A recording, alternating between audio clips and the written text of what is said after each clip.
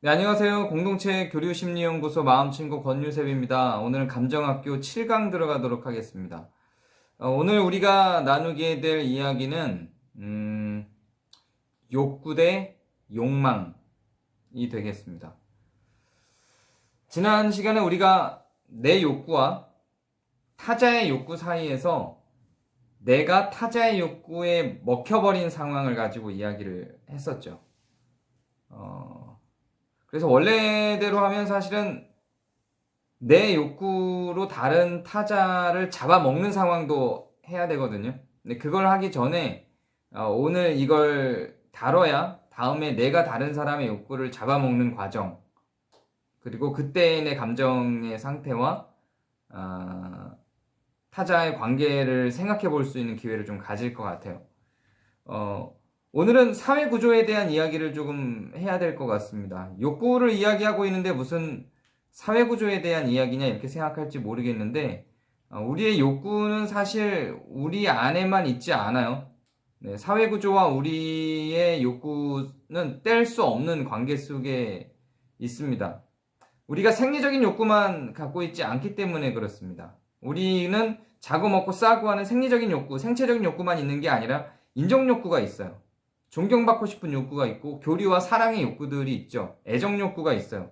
그렇기 때문에 갖게 되는 사회성을 근간으로 새로운 형태의 공동체, 사회 전체를 구성하는 욕구를 설명하지 않을 수가 없습니다. 조금은 좀 심리학적인, 상담학적인 이런 내용이기보다 철학적인 내용이 오늘은 조금 더 들어갈 수도 있어요. 그러나 이것이 지나가야 실질적인 교류에 대한 분석과 감정에 대해서 더 정확하게 나눌 수 있게 됩니다. 나와 타자와의 욕구의 차이 갖고도 우리는 지난 시간에 굉장히 많은 이야기를 했죠. 내 욕구예요. 내 욕구입니다. 근데 세상에는 내 욕구만 있지 않죠. 세상에는 이렇게 생긴 다른 사람의 욕구도 있어요. 이렇게 생긴 다른 사람의 욕구도 있어요. 이렇게 생긴 다른 사람의 욕구도 있고요. 이런 색깔의 다른 사람의 욕구도 있죠. 이런 색깔의 이런 모양의 다른 사람의 욕구도 있고요. 뭐 다양한 욕구들이 굉장히 많이 존재를 합니다. 이런 욕구도 있을 거고, 이런 욕구도 있을 거고, 이런 욕구도 있을 거고. 굉장히 많은 욕구들이 세상에 존재를 하죠. 그러면 이 욕구들을 누군가는 충족을 시켜야 돼요. 누군가는. 나 혼자 욕구를 충족시키고 살지 않죠. 욕구는 계속 얘기하지만 다른 사람들과의 교류 속에서 충족이 됩니다. 대부분은. 먹고 사는 문제도 나 혼자 먹으면 되지 않아요. 내가 먹는 이 먹이를 누군가 생산을 해내야 되죠. 모든 사회는 서로의 욕구에 맞물려 살아가고 있고 내 욕구를 파악하고 있는 어떤 상인이, 어떤 회사가 내 욕구를 분석해서 내가 요구하는 것이 무엇인지를 파악하고 그거에 해당하는 어떤 물건을 만들겠죠. 나한테 욕구가 없으면 상품도 없어요. 상품도 다 욕구 때문에 나오죠. 텔레비전의 드라마와 광고와 모든 것들은 전부 다 우리의 욕구를 분석하고 파악해서 만들어지게 됩니다. 다양한 욕구들이 있어요. 자, 그런데 이렇게 모든 욕구들이, 각각의 욕구들이, 다양한 욕구들이 있는데, 이렇게 욕구가 많으면 제일 힘든 건 누구일까요? 그 욕구를 통제해야 될 주체, 국가 혹은 사회가 가장 힘듭니다.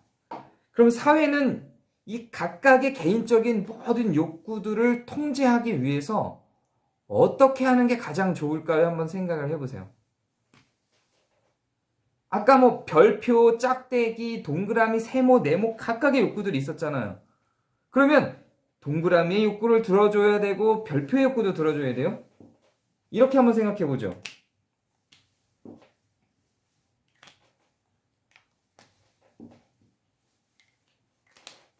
각각의 욕구들, 많은 사람들의 욕구들이 있어요. 이 사람의 욕구를 들어주려고 했어요, 국가가. 이 사람의 욕구를 들어주려고 했는데 그러다 보니까 이 사람이 불만이에요. 이 사람도 불만이겠죠. 그러면 이 사람의 욕구를 들어주려고 하면 당연히 이 사람이 불만이겠죠. 이 빨간 사람도 불만이겠죠. 너무 자연스러운 거죠. 물론 이걸 다 들어줄 수 있으면 좋은데 서로 공통된 분모가 여기밖에 없어요. 그래서 누군가의 욕구를 더 많이 들어줘야 되겠죠. 자, 그렇게 해서 국가는 어떤 작용을 할 수 있냐면 이 모든 각각의 다양하고 수많은 여러 가지의 욕구를 하나로 통합해 버립니다. 모든 사람들이 오직 한 욕구만을 바라보고 달려오게 만들어요. 그럼 전부 이 욕구를 향해서 달려가는 거죠. 그래서 모든 사람들이 이 욕구를 중심으로 모여들어서 국가는 그냥 하나의 욕구만 해결해주면 되는 거예요. 그러면 굉장히 쉬워지겠죠. 사회는 이렇게 구성이 됩니다. 많은 사람들이 갖고 있는 각각의 욕구들, 다양한 욕구들을 하나의 욕구로 모아서 욕구가 더 하나가 될수록 통제는 훨씬 쉬워집니다. 국가가 이거를 알고 하든 아니면 사회학적으로 자연스럽게 이것이 형성되는 것이든 어떤 것인지는 몰라요, 우리는. 국가가 의도적으로 이거를 할 수도 있고 아니면 그냥 자연스럽게 형성될 수도 있어요. 그냥 왜냐하면 사람은 더 좋은 욕구들을 향해서 달려가거든요. 누군가가 이 욕구가 정말 좋아라고 하면 그 욕구를 향해서 다 달려가는 거예요. 그렇게 해서 하나의 욕구를 모아지는 거죠. 그럼 통제가 쉬워지죠. 만약에 우리 입시 시험을 갖고 한번 얘기를 해볼까요?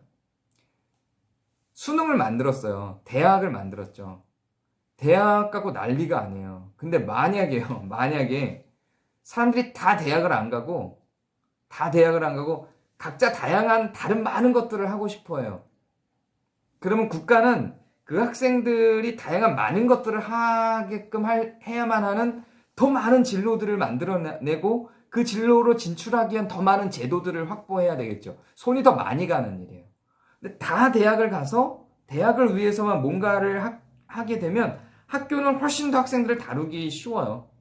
직업반을 만들고 입시반을 만들고 그 직업반 중에서도 미용반 여러 가지 다른 것들을 쫙 나열하는 것보다 다 공부하게 만드는 게 훨씬 더 통제가 쉬워요. 같은 원리로 국가도 그러하다는 겁니다.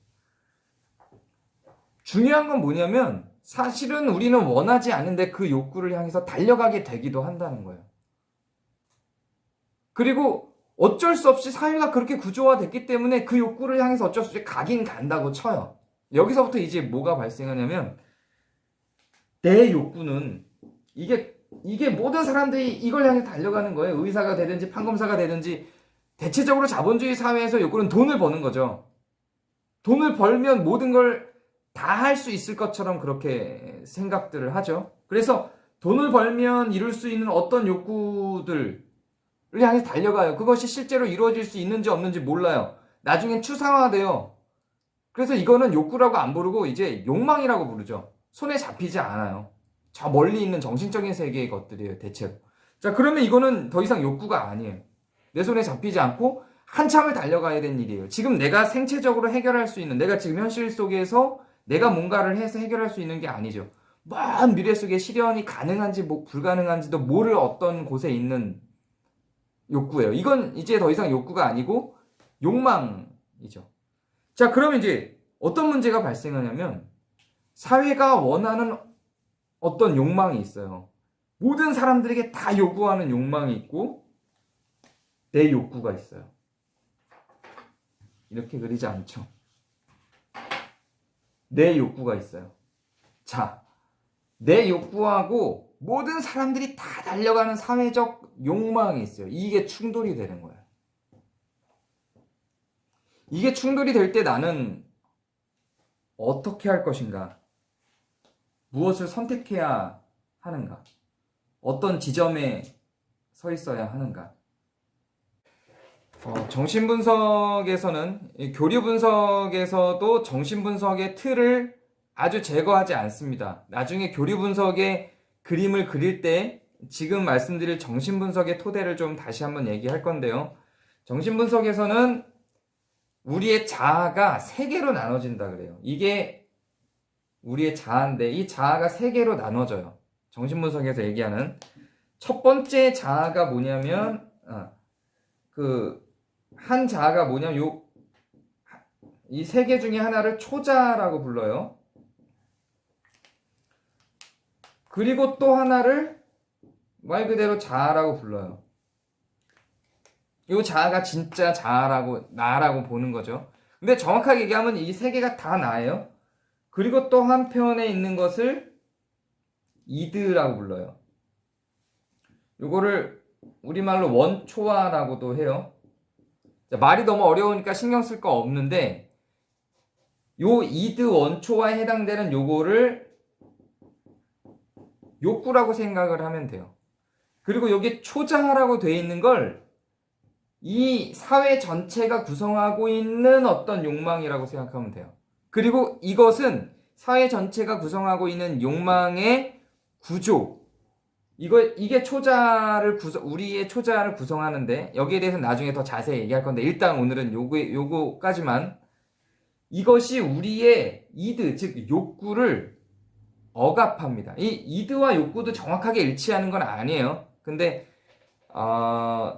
천천히 앞으로 이건 계속 얘기가 나올 거예요. 이제 앞으로 그 교리 분석이 좀 깊어지면 깊어질수록 이 얘기는 계속 하게 될 겁니다. 이 초자라고 불리는 이 녀석은 우리의 욕구를 억압하는 작업을 해요. 그 작업이 어디를 중심으로 이 작업의 결과로 나타나는 것이 자아예요. 우리한테는 원래 욕구가 있는데 이 욕구는 사회가 구성해내고 있는 욕망의 어떤 원리와 충돌을 빚어요. 그래서 이 사회가 구성하고 있는 욕망의 원리가 내 속으로 내 욕구를 제어하면서 들어와요. 그래서 이 관계 속에서 자연스럽게 형성되는 나를 자아라고 부르는 거예요. 점점 더 명료하게 계속 설명해 나갈 거예요. 조금 어렵더라도 참고 건너가시다 보면 점점 명료해지게 될 겁니다. 그러면 사회 전체가 구성하고 있는 이 욕구가 무엇을 형성해내는지를 한번 생각을 해보세요. 사람들이 다 통제되는 사회가 구성되기 위해서 사회가 요구하는 욕구가 구성되기 위해서 어떤 체계들이 만들어지죠. 예를 들면 사회가 갖고 있는 가장 큰 욕구는 뭘까요? 예를 들면 평화다. 극단적으로 가기 위한 예예요. 다른 거일 수 있어요. 뭐 부일 수도 있고 자본일 수 있어요. 어쨌든 평화다라고 한번 가정을 해봐요. 근데 이 사회가 구성하고 있는 욕구가 평화인데 이 평화를 이루기 위해서는 사람들이 폭력적이면 안 되죠. 때리고 살면 안 되잖아. 난 때리고 싶은 욕구가 있는데 그러면 그 사회가 구성하고 있는 욕망과 내가 갖고 있는 욕구가 부딪히죠. 그럼 이거를 제어해야 돼요. 뭘로요? 제도로, 법으로, 혹은 관습이나 문화로 제어하죠. 그래서 그것이 아버지를 통해서든 학교를 통해서든 유치원을 통해서든 내가 누군가를 때리고 싶은 욕구가 있을 때 그걸 때리면 제어가 들어오죠. 그거는 용납되지 않는 일이야. 그리고 제 욕구를 제어하는 거예요. 이렇게 사회가 갖고 있는 욕망을 실현시키기 위한 어떤 시스템과 내 욕구가 부딪히죠. 이 관계 속에서 나라는 존재가 만들어져요. 이 사회가 구성해서 사회의 욕망을 실현하기 위해서 만들어진 규칙과 제도와 그런 규정이 내가 갖고 있는 욕구를 제어하면서 들어올 때 내 반응. 나는 그것을 흡수할 것인가? 아니면 내 욕구를 계속 관철시킬 것인가? 어떤 형식으로 관철시킬 것인가? 폭력적으로 저항을 할 것인가? 흡수하는 척하고 뒤에서 몰래 관철시킬 것인가? 아니면 그것을 인정하고 내 욕구를 제어할 것인가? 이런 여러 가지 내가 사회가 사회의 욕망을 만들어서 우리한테 우리의 욕구를 제지하기 위해서 만드는 시스템에 대한 반응이 생길 거 아니에요. 그러면서 나타나고 형성되는 게 자아라고 부르는 겁니다. 지금은 제가 이런 나쁜 예를 들었지만 이런 것도 있죠. 저는 먹고 싶어요. 맛있는 걸 많이 먹고 싶어요. 그러면 뚱뚱해지겠죠. 뚱뚱해질 뿐만 아니라 뭐 병도 들겠죠. 하지만 그건 내 욕구니까요. 남한테 방해가 되진 않아요. 그러나 그것을 사회가 규정하는 거죠. 이거는 법으로는 아니지만 문화적으로 규정을 하는 거예요. 그거 건강에 좋지 않아. 그리고 그건 미적으로도 좋지 않아. 그래서 아름다움의 어떤 기준을 설정하고 건강에 대한 어떤 기준을 설정해서 어릴 때부터 부모님들로부터 그거 설탕 들어간 거 너무 많이 먹으면 안 돼.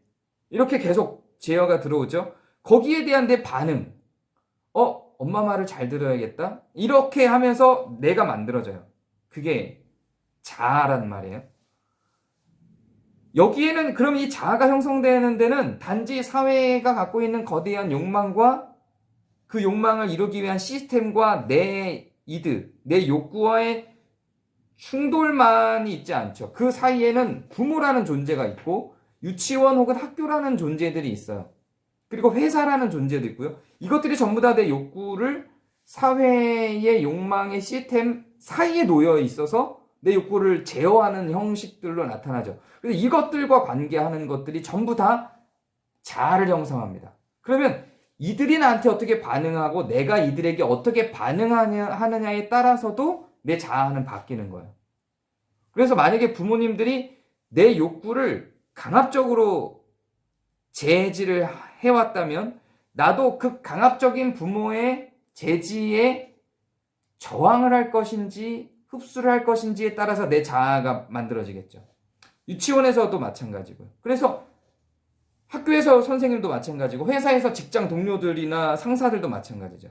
그래서 교류 분석은 이렇게 내가 어떻게 해서 형성되냐면 부모와의 이런 사회적 시스템과 내 욕구와의 충돌을 부모가 어떻게 제어해주고 흡수해주느냐, 유치원이나 학교가 이것들을 어떻게 제어하고 흡수해주느냐, 회사의 상사나 직장 동료가 이것들을 어떻게 제어하고 흡수해주느냐, 내 친구들이 이것들을 어떻게 제어하고 흡수해주느냐에 따라서 이 교류 형태에 따라서 내 자아가 만들어집니다.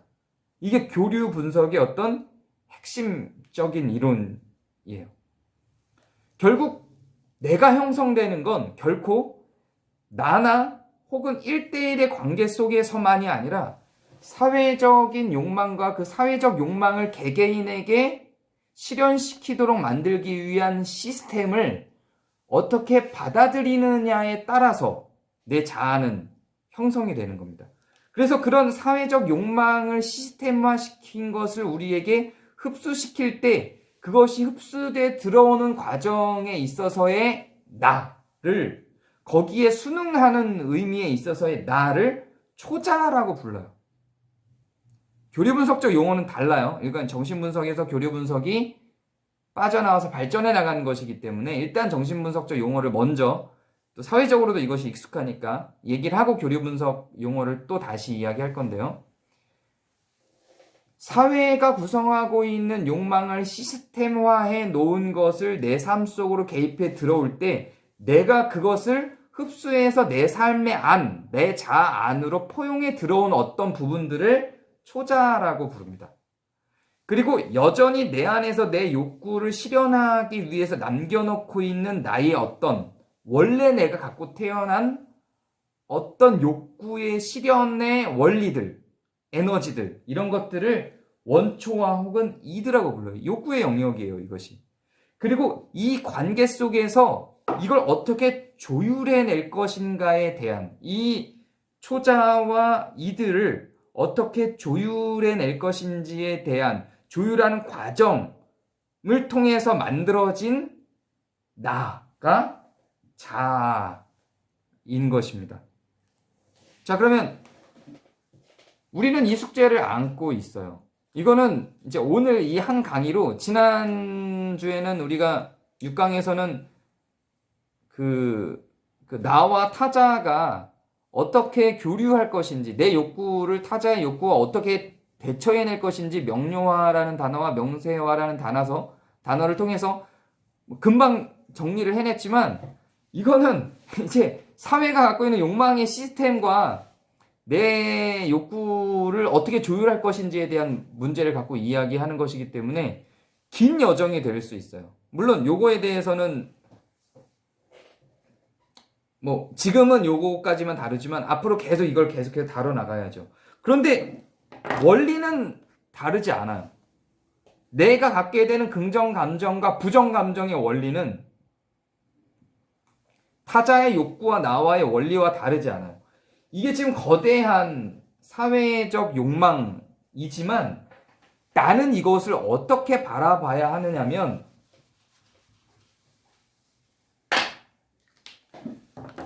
1대1의 타자 관계 속에서의 또 다른 하나의 욕구로 그냥 보는 거예요.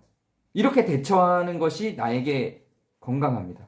그래서 사회적 억압이 들어왔을 때, 사회적 욕망을 실현시키기 위한 시스템으로서 나에게 들어왔을 때, 내 욕구와 사회적 시스템이 갖고 있는 그 초자로서의 억압 사이에서 내가 이것들을 조금 더 상회할 수 있는 수준으로 끌고 가는 거예요. 이렇게 가는 거죠. 이렇게 끌고 가는 것이 나에게 더 건강합니다. 그래서 내 욕구들을 표현할 수 있고 그 사회적 시스템을 향해서도 그리고 내 욕구들이 그 사회적 시스템 가운데 관철될 수 있도록 살아가는 것이 이것 자체도 1대1의 타자 간의 관계 속에서 나타나는 현상과 같아요. 철수라는 친구가 있을 때 혹은 내 아내가 나한테 어떤 요구를 했을 때 내가 그것을 들어주다가 내 욕구가 좌절됨으로 인해서 만들어지는 억압과 사회가 내 욕구를 제어해서 내가 받게 되는 억압 속에서 나타나는 스트레스가 같다는 이야기예요. 그리고 내 욕구가 상대를 통해서 내가 원하는 욕구가 있는데 그것을 상대가 들어줬을 때, 아내가 들어줬을 때 내가 갖게 되는 긍정적인 감정과 사회가 내 욕구를 들어줬을 때 내가 갖게 되는 긍정적인 감정이 같다는 얘기죠. 그러니까 다른 어떤 한 사람을 대하듯이 사회적 욕망도 그렇게 대하는 겁니다. 그러나 사회적 욕망으로 인해서 만들어진 시스템은 우리가 그렇게 대하기 쉽지가 않죠. 쉽지 않아요. 왜냐하면 그건 그냥 당위니까.